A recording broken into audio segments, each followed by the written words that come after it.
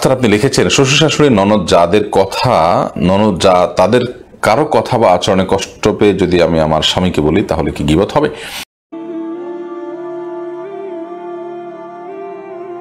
রেজওয়ান আহমেদ হিমু আপনি লিখেছেন, আমরা প্রায় ঘর সাজানোর জন্য শোভাবর্ধক গাছ কিংবা ফুলের গাছ কিনে থাকি। সেক্ষেত্রে কয়েকশো টাকা থেকে শুরু করে কয়েক হাজার টাকাও ব্যয় হয়। এটি কি অপচয় হিসেবে গণ্য হবে? দেখুন, আল্লাহ রাব্বুল আলামিন আমাদেরকে বলেছেন, কুলু ওয়াশরাবু ওয়ালা তুসরিফু, তোমরা খাও পান করো কিন্তু অপচয় করো না। অপচয় হারাম। আল্লাহ রাব্বুল আলামিন কোরআনে কারীমে সেটাকে নিষিদ্ধ ঘোষণা করেছেন আমাদের জন্য। কিন্তু অপচয়ের সংজ্ঞাটা কি, এ বিষয়ে ফুকাহায়ে কেরামের যে সমস্ত উক্তি এবং ব্যাখ্যা রয়েছে তম থেকে একটি হলো ইবনে আবিদিন শামির, সেটি হলো যে যেখানে যা খরচ করা দরকার সেখানে তার চেয়ে বেশি করাটাই হলো অপচয়। বৈধ ক্ষেত্রে আপনার অস্বাভাবিক যে খরচ করা হয় সেটাকে অপচয় বলে গণ্য করা হয়। আর এই বিষয়টি ব্যক্তি এবং সমাজ এর উপরে ভ্যারি করে। একজন ব্যক্তি ধরুন তিনি নিয়মিত মিনারেল ওয়াটার কিনে কিনে খাচ্ছেন, এটা তার জন্য অপচয় হতে পারে।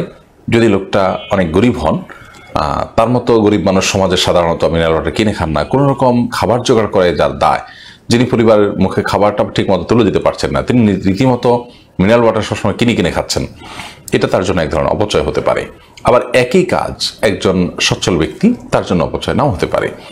কোনো এক দেশে আপনার ব্যয়ের একটা সাধারণ কালচার সমাজে পরিচিত এবং প্রতিষ্ঠিত আছে, অন্য সমাজে সেটি নেই, সে সমাজটা তুলনামূলকভাবে গরিব। তো সেই সমাজের মানুষ যদি প্রথম সমাজের মানুষের মতো এরকম অপচয় করে, সেটি অপচয় হিসেবে গণ্য হতে পারে। একজন মানুষের ব্যক্তিগত যে অ্যাবিলিটি, সেই অ্যাবিলিটিকে সে কিভাবে আপনার ব্যবহার করছে, তার অ্যাবিলিটি অনুযায়ী তিনি কি পদক্ষেপ নিচ্ছেন, এটার উপর নির্ভর করবে অপচয় হচ্ছে কি হচ্ছে না সেটি।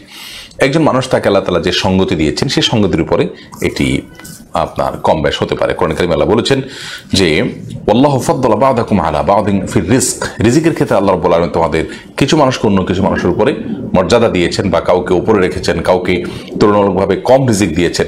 এই যে ব্যবধান এবং তারতম্য রেখেছেন, এটার কারণে যাকে আল্লাহ তাআলা বেশি রিজিক দিয়েছেন তিনি দেখা গেল যে একটা বিষয়ের জন্য কয়েক হাজার টাকা খরচ করলে এটা তার জন্য কোনো বিষয় নয়। সমাজে সচরাচর তার মতো এরকম স্ট্যাটাসের মানুষ এরকম খরচ করে থাকে, এটাতে অস্বাভাবিকত্বের কিছু নেই, তাহলে সেটি অপচয় নয়। কিন্তু একই জিনিস একজন তার চাইতে গরিব মানুষ, তার চাইতে অভাবী মানুষ, বা তার চাইতে তুলনামূলকভাবে অসচ্ছল মানুষ, তিনি যদি করেন তাহলে সেটা সমাজে অস্বাভাবিক।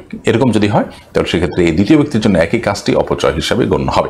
এক কথায় সমাজের মানুষই বলে দিবে যেটি অপচয় হচ্ছে কি হচ্ছে না। সমাজের সাধারণ যে চিত্র থাকে, সমাজের সাধারণ যে রীতিনীতি থাকে, রেওয়াজ থাকে, সাধারণ যে প্রচলন থাকে, সেই প্রচলনের আলোকেই একজন মানুষ বলতে পারে যে এখানে অপচয় হচ্ছে নাকি অপচয় হচ্ছে না। বিধায় আপনার কোনো শোভাবর্ধনমূলক গাছ ইত্যাদির জন্য যদি কিছু টাকা খরচ করা হয়, সেটা যদি 70 গণ্ডি পেরিয়ে হাজারে গণ্ডিতে চলে যায়, কয়েক হাজার টাকা ব্যয় হয় বা হাজার হাজার টাকা ব্যয় হয়, সেটি অপচয় হওয়াটা নির্ভর করবে ব্যক্তির উপরে এবং পরিবেশের উপরে। তানজিম আখতার আপনি লিখেছেন, শ্বশুর শাশুড়ি ননদ যাদের কথা, ননদ যা তাদের কারো কথা বা আচরণে কষ্ট পেয়ে যদি আমি আমার স্বামীকে বলি তাহলে কি গীবত হবে?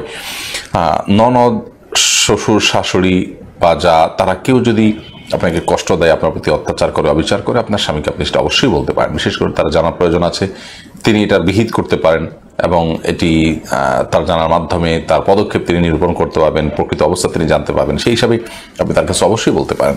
কারোর ক্ষয়ক্ষতি থেকে, ক্ষয়ক্ষতি দ্বারা আপনি আক্রান্ত হলে কোনো ব্যক্তির কাছে বললে সেটির বিহিত হওয়ার সম্ভাবনা ন্যূনতম যদি থাকে, তাহলে সেক্ষেত্রে তার সঙ্গে সেটি শেয়ার করাটা দোষণীয় নয়। তাছাড়া আল্লাহ তাআলা কোরআনে কারীমে বলেছেন, লা ইউহিব্বুল্লাহুল জাহরা বিস-সুই মিনাল কাওলি ইল্লা মান যুলিম।